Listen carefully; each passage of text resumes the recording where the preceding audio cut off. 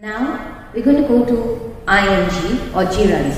So adding an ing to the verb will give you a gerund, and if you take the verb walk, walk plus ing will give you walking, and walk, the sentence here is walking is pleasant, walking becomes a noun. In this case, read is your verb plus ing will give you reading, but when you put it in a sentence like this, reading is a lot of fun, that means reading here becomes a noun. You have nouns of agency and profession. So when you look at the verb plus or, er and r, you will be adding, suppose if you take this word act plus or will give you actor. My friend is an actor, it becomes a noun. Teach is a verb, if you add an er, it will become teacher. I am a teacher, I am a teacher. And write plus r will become a writer, he is a writer. Okay, nouns of recipient or recipient of the action. We're talking about verb plus ee. For example, employ is the verb. If you add an ee to it, it will become employee. Okay, someone who's working. So the employee is always asking for wages. Now let's look at nouns of general action. So if you look here, verb plus in, din, sin, ance, ment, ence. So accept plus ance will become acceptance.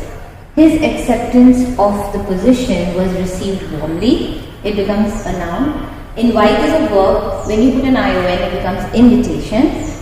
Thank you for the invitation. It becomes a noun.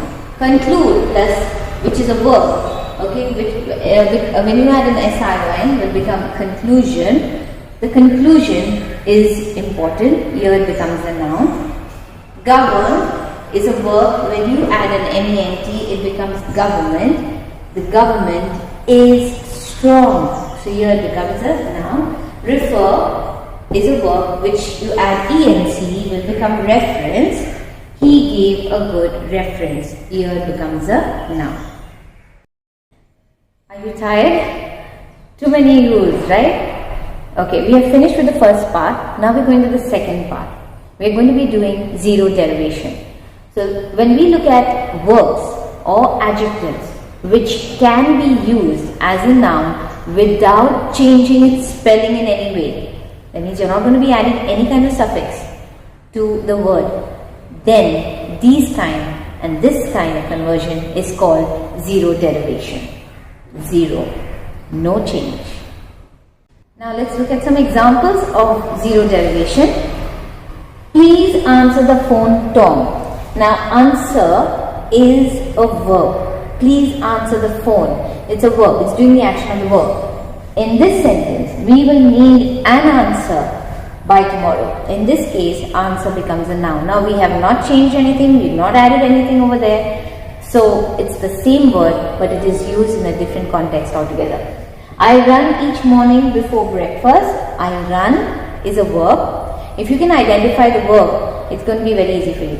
Run here is a verb. Now it's going to be converted into a noun. I am going for a run later today. Okay, I am going is your verb, and run here becomes your noun. Now let's go one step further. We did not change the words in the first case, in the previous case rather.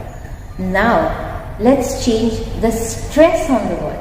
Okay, let's change the stress on the word syllables to indicate a shift from a verb to a noun. So let's look at some examples about stress related zero derivations. You need to convert pounds into kilos, pounds into kilos. So convert is your verb. Convert, you're stressing on word. The new converts, so you're stressing on con here. The new converts attended the meeting. You're talking about a group of people who have converted. So the new converts attended the meeting. Take a look at this one. Make sure you record the meeting. You record the meeting. It's stressed. Cord is stressed here. This is a verb. I love listening to old records. I'm going to be stressing on records, not record, but records. Okay, so we're going to be stressing on RE here and make it a noun. So records. We plan to use a diagnostic test. The pronunciation is use. Okay, and then there is only one use for this tool. Use. Check this spelling out. So you have use and use. So basically stress related, and the word is the same, but definitely the pronunciation is different. It's stressed on it in a different area, and of course this pronunciation is totally different from this one. And depending on the pronunciation, you will use it as a noun or a verb. Now let's look at some irregular forms. Okay, so you have angry and anger. This is a verb, this is a noun. He is very angry, definitely a verb. He never shows anger, it becomes a noun. Proud and pride. She is too proud, but when you make it pride definitely is a noun, so you're changing the form of the verb. She is full of pride. Okay, I hope you have understood this entire concept. You have a whole lot of rules to understand how your verbs and your adjectives change into noun form. Now I will take you through the next process of nominalizing the sentences.